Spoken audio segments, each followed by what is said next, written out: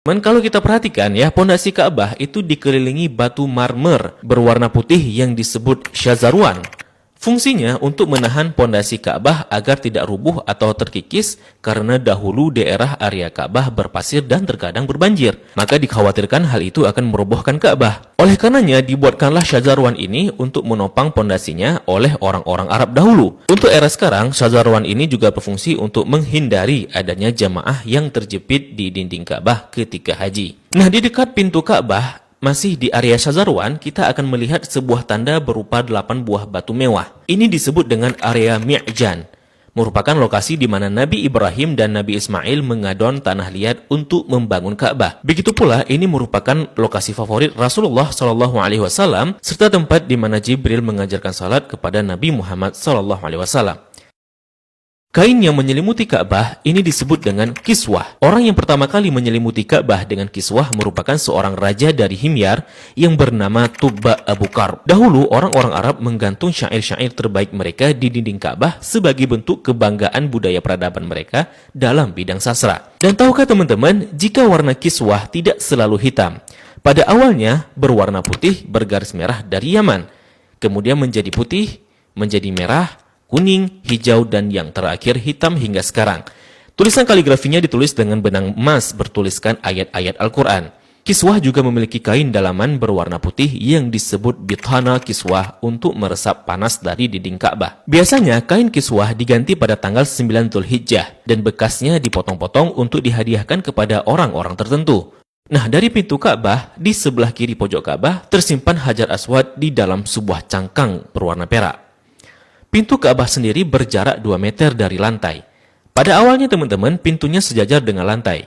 Namun karena terjadi perampokan isi Ka'bah, kemudian orang-orang Quraisy berinisiatif untuk meninggikannya. Nah, dalam perjalanan sejarahnya, pintu Ka'bah telah berubah-ubah baik bentuk, sendi maupun bahan bakunya. Pintu yang ada sekarang merupakan hadiah dari Raja Khalid bin Abdul Aziz, Raja Saudi, dan dilapisi emas murni 99 karat seberat 280 kg dengan total biaya 46 miliar.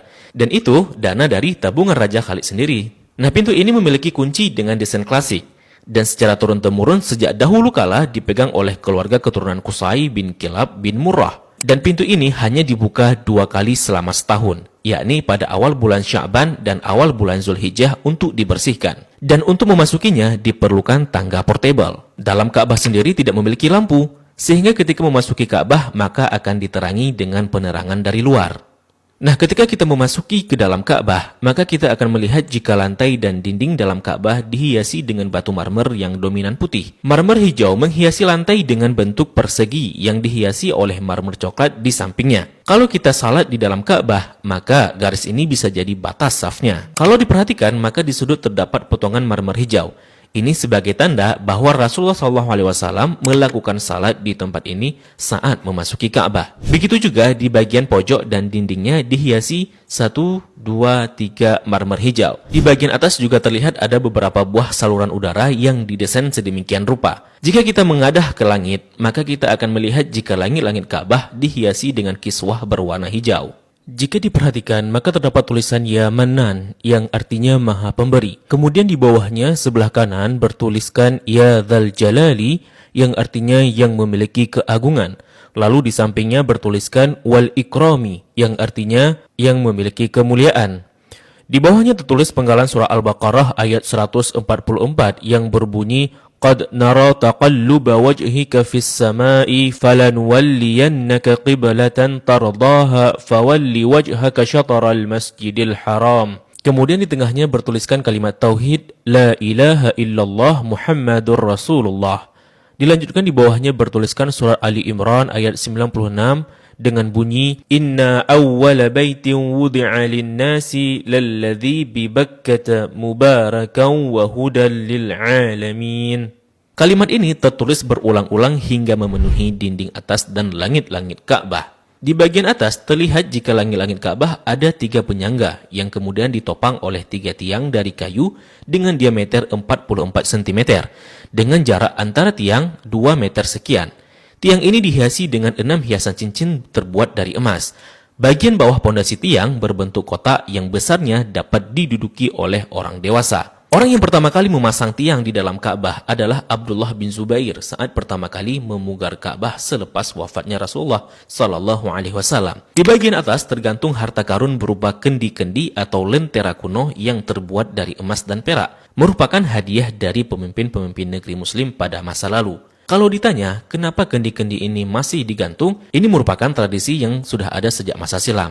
Nah, di bawahnya, tepatnya di antara tiang, terlihat sebuah meja heksagonal berwarna putih dengan atasannya dihiasi marmer hijau. Memiliki kabinet penyimpanan dengan 2 pintu dan 4 engsel. Memiliki 2 pegangan. Ini berfungsi untuk menyimpan bukhur dan minyak wangi seperti kasturi, ember, gaharu, dan sebagainya yang nantinya digunakan untuk mencuci dan membersihkan Ka'bah. Dan ini merupakan wadah untuk menaruh wangian. 2 sisi dinding Ka'bah terdapat 1, 2, 3, 4, 5, 6, 7, 8, 9, 10 buah plakat yang tertempel di dinding Ka'bah dengan warna yang berbeda dan terbuat dari batu alam. Salah satu yang mencolok adalah plakat yang tepat berada di depan area Rasulullah Salat.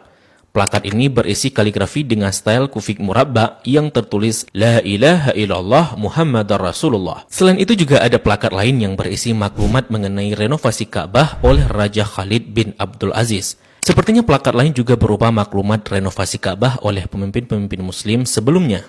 Di sampingnya terdapat sebuah pintu yang disebut pintu At-Taubah yang sepenuhnya dihiasi dengan emas murni. Di belakang pintu ini ada sebuah tangga yang mengakses ke atas Ka'bah. Dari atas dapat dilihat jika ada pengait untuk mengikat kain kiswah dari atas. Dan bahkan kita bisa juga salat di atas Ka'bah. Jika Ka'bah tidak diselimuti kiswah, maka penampakannya akan seperti ini. Nah, kiswah Ka'bah akan diganti setahun sekali dan harganya mencapai 50 miliar dengan berat 650 kg. Kiswah juga berfungsi untuk menghindari dinding Ka'bah dari keretakan